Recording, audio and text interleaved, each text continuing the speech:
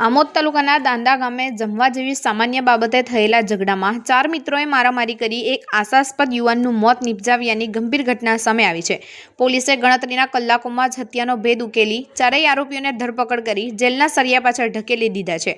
પ્રાપ્ત માહિતી મુજબ દાંદા ગામે રહેતા વિષ્ણુભાઈ પ્રવીણ વસાવા તેમના 4 મિત્રો રાહુલ ઉર્ફે મેહુલ પ્રવીણ વસાવા, ભૂમિત અરવિંદ વસાવા, અલ્પેશ ચંદુ વસાવા અને કનુ ચંદુ વસાવા સાથે 14 તથા 15 જાન્યુઆરીના રોજ જમવા બાબતે વિવાદમાં પડ્યા હતા।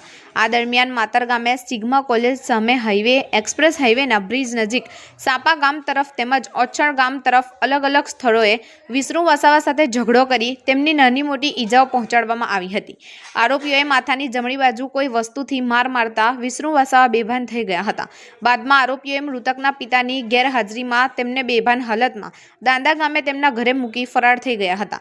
15 જાન્યુઆરીના રોજ મૃતકના પિતા પ્રવીણ અમરસંગ વસાવા હલદરવા ગામેથી ઘરે પરત ફરતા પોતાના પુત્રને બેભાન અવસ્થામાં જોઈ આસપાસના લોકોને મદદથી સૌપ્રથમ આમોદ સામૂહિક આરોગ્ય કેન્દ્ર અને ત્યારબાદ ભરૂચ સિવિલ હોસ્પિટલ ખાતે સારવાર માટે ખસેડ્યા હતા, જ્યાં 17 જાન્યુઆરીના રોજ વહેલી સવારે હાજર તબીબે તેમને મૃત જાહેર કર્યા હતા।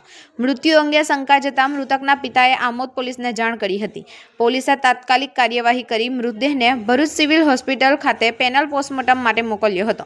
18 જાન્યુઆરીના રોજ મળેલા પોસ્ટમોર્ટમ રિપોર્ટમાં માથામાં ગંભીર ઈજાના કારણે મોત થયાનું સ્પષ્ટ થતાં પોલીસે હત્યાનો ગુનો દાખલ કરી ચારેય આરોપીઓની ધરપકડ કરી હતી।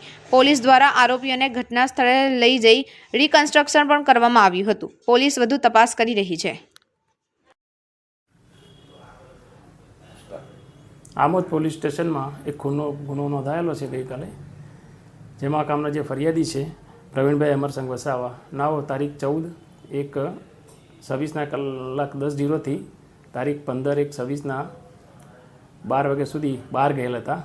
તે દરમિયાન એમનો જે છોકરો છે એનું આ કામના જે તોમતદાર છે રાહુલ ઉર્ફે પ્રવીણ મેહુલભાઈ વસાવા, ભૂમિત અરવિંદભાઈ વસાવા, કનુભાઈ ચંદુભાઈ વસાવા તથા અલ્પેશ ચંદુભાઈ વસાવા નાઓએ માતર ગામની સીમમાં જે સિગ્મા કોલેજ છે એની બાજુમાં ઈંડાની લારી પર તથા સાપા ગામ તરફ એક્સપ્રેસ હાઈવે તરફ તથા ઓછણ ગામની સીમમાં ઈંડાની લારી પર જમવા બાબતે આ કામના જે મરણ જનાર છે વિષ્ણુ અમરસંગ વસાવાના સાથે ઝઘડો થયેલો હતો, જે દરમિયાન તેમને નાની મોટી ઈજાઓ કરી હતી તથા બીજી જગ્યાએ પણ તેને માથામાં તથા એના કાનના ઉપરના ભાગે માર મારવાથી તે બેભાન થઈ ગયેલો હતો। ત્યારબાદ આ કામના જે તોમતદારો છે એ ફરિયાદીના ઘરે એટલે ભોગ બનનારના ઘરે એને બેભાન અવસ્થામાં મૂકીને નાસી ગયેલા હતા।